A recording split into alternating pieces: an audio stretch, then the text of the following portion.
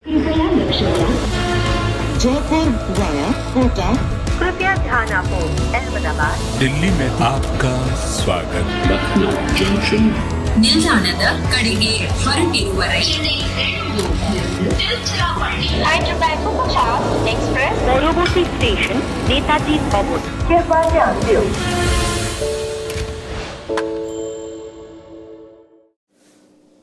Well, with the Pathan in the stadium, the men in purple got the fireworks to the ground.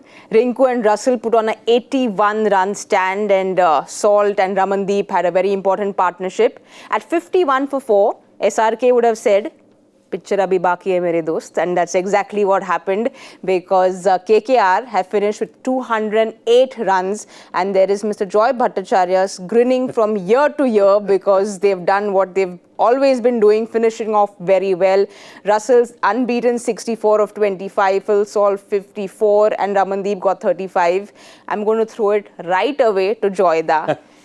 What a finish for them, Joyda. Absolutely fantastic finish. 81 of 33, that partnership was amazing. But what was really interesting is the fact that they didn't lose their nerve at any time, though they consistently lost wickets. At 51 for 4, Ramandeep comes in, and if you see how interestingly they play, 7.16 there, everyone's looking at it and saying that, are they scoring enough? They still get to 8.5, but remember, at that time, even though Salt is there, the aggressor is Ramandeep Singh. He is taking the chances. Ramandeep gets out, Salt starts playing a bit harder, and then, of course, Rinku Singh comes in, and then that final push that you get. It's basically, I think, this is again a textbook case of what can happen if you have good strikers at the end. And everyone will look at this and say that, if you have a team where Rinku and Russell come in at 6 and 7, they are so dangerous at that number. Simon, in the comm box, we were together and it was 77, I think, at the 10-over point, when Joyda said, 77 is not the best score, because I think the KKR fan in him was feeling a little down. Yeah. But you can't forget what Russell and Rinku bring to the table. And Russell, the muscle, how many times will we use this? He just muscles his way through. Yeah, it was quite phenomenal, wasn't it? You look at that partnership there. I just look back to the 15th over, the end of the 15th over, 123 for 6 at the end of 15. Russell is 2 of 5. So he's got 60 of 20 balls to finish. 60 of 20 balls to finish, and Rinku Singh was 10 from 7 at that stage. So 123 for 6. I would have thought that Hyderabad at that stage are feeling pretty comfortable. Yeah. They're saying, okay, they've got power hitters to come, but we should be restricting this to around about the 175, 180 mark and be okay. But that's what power will do. That's what, and there wasn't bad bowling. There was just some incredible, powerful hitting. And when you've got guys that can hurt you from a bowling point of view, you can hang back. You can feel like you're not bowling the ball where you want to be bowling it. You just tend to hang back a touch. If you hang back against a guy like Andre Russell, he will hurt you. And I said it earlier, and I said it prior to the game, that he still wants it. He's training harder than he's ever trained. He's looking much leaner. He is leaner. Well, it's one thing I noticed when I saw him in Dubai. I thought he was leaner, and I talked to him about it. He said, yeah, I've been training really hard, training differently. He's investing in himself as a cricketer at the later stage. Now, he's hired a trainer and a dietitian. The trainer travels with him everywhere he goes. There's a plane ticket for his trainer, and he is with them. It's 365 days of his playing cricket, that many days of the year. He's with them. He's taking him through his gym routine. He's making sure he keeps the weight off but keeps strong. So he's doing everything he possibly can. And you've seen a glimpse of it tonight. And it's almost like he's back to some of that. But we haven't seen a lot of that in the last couple of years. We've seen small doses of it. 49s. I think he's got 3 49s against Hyderabad in this tournament previous years. Never got a 50. 256 strike rate, 7 sixes. He's always going to deal in more sixes than 4s, but that was phenomenal finishing tonight.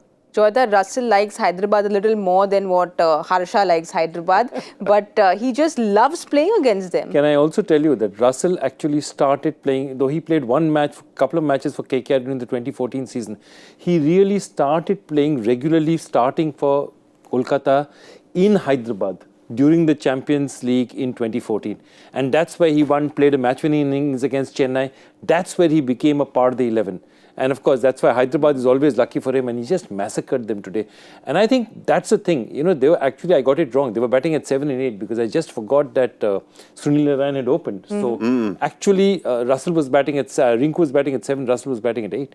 I mean, if you look at that number, to get that kind of power from that number, and that's another thing, 15 of 23. Look at the maturity of Rinku Singh.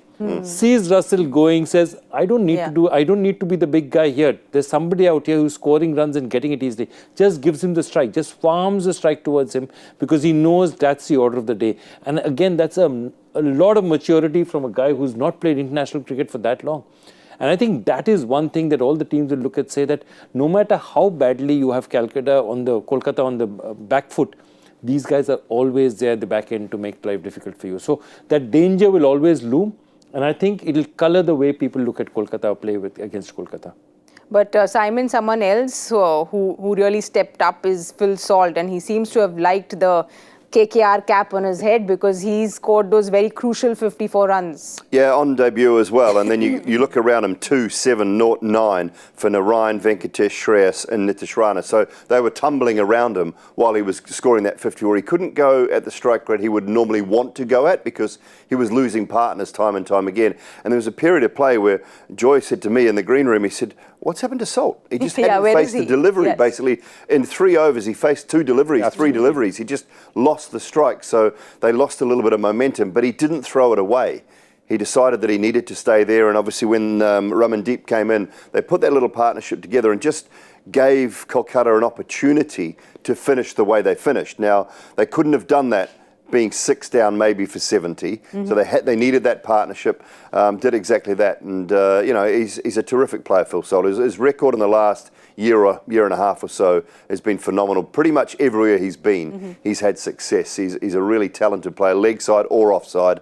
And he was good again tonight. So, he'll be hoping that is the start of things to come for this season. But Joyda, very important partnership with Ramandeep because like Simon said, Ramandeep was the one who was the attacker there, and usually Phil Salt is used to being the one who attacks. Ramandeep has been fantastic for Punjab for a while. Yeah, the Mumbai Indians picked him up. He didn't get too many opportunities there. They slotted him here and over experienced players like Manish Pandey. Very interestingly also, if you notice, and I think you saw that, Manish Pandey was padded up. The idea was that if somebody got out, they wouldn't play Suyash. They'll put in Manish Pandey so that there's somebody to finish the innings and KKR gets a respectable score.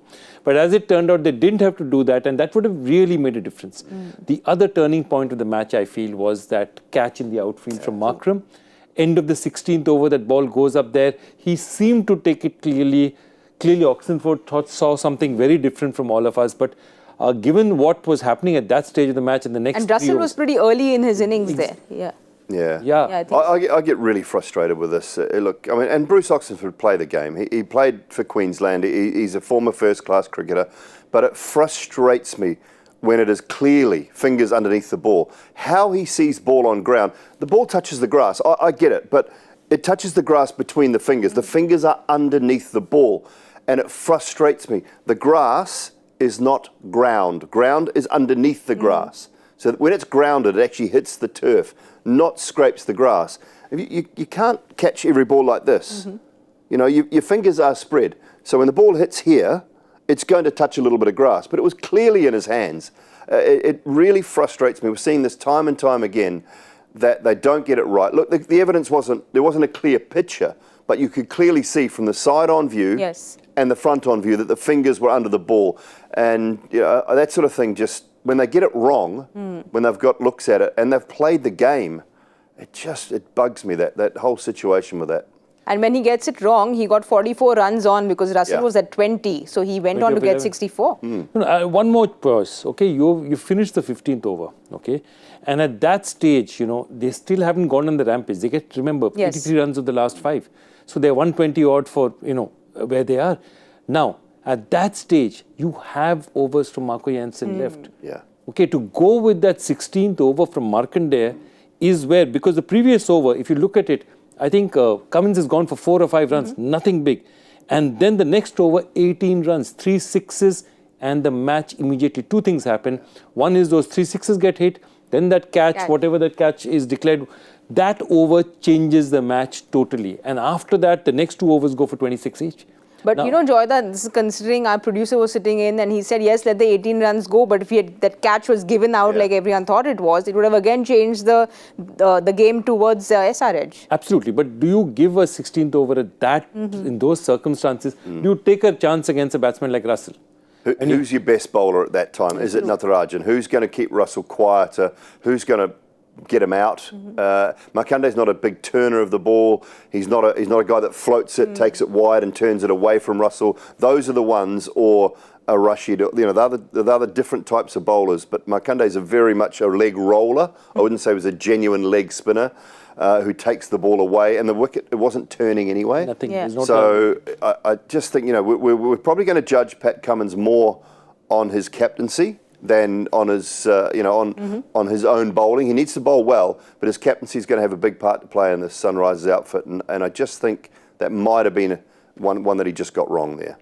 You know, we'll quickly have a look at the bowling card because they were doing everything right up until the 10th over, if I can say. If I remember correctly, Bhuvi was, he gave 7 runs in his first 2 overs and he's ended up with 51. So clearly the death bowling has been a problem. See, there's no secret around the league that Bhuvi is not a great finisher normally. He does brilliantly up front.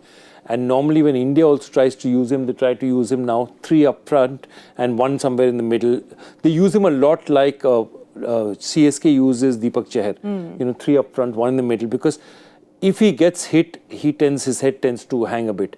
I think you have Natarajan there, and I think in this team, given what other bowling options are available, I think Pat Cummins will have to take the responsibility of bowling in the final overs because I can't see anyone out there who's going to do it. And if you're the captain, you have to take those hard yards on yourself. This is not Bhuvi's strong point. I don't think it works for them. You know, Simon, again, I just want to understand from a bowler's point of view, they were looking very good up until the 16th over. Where does a bowler go? You know, especially someone like a Natarajan, he's finished with 32 runs. He was very economical in his first 2, but when someone like Russell is just going all guns blazing, what does the bowler do?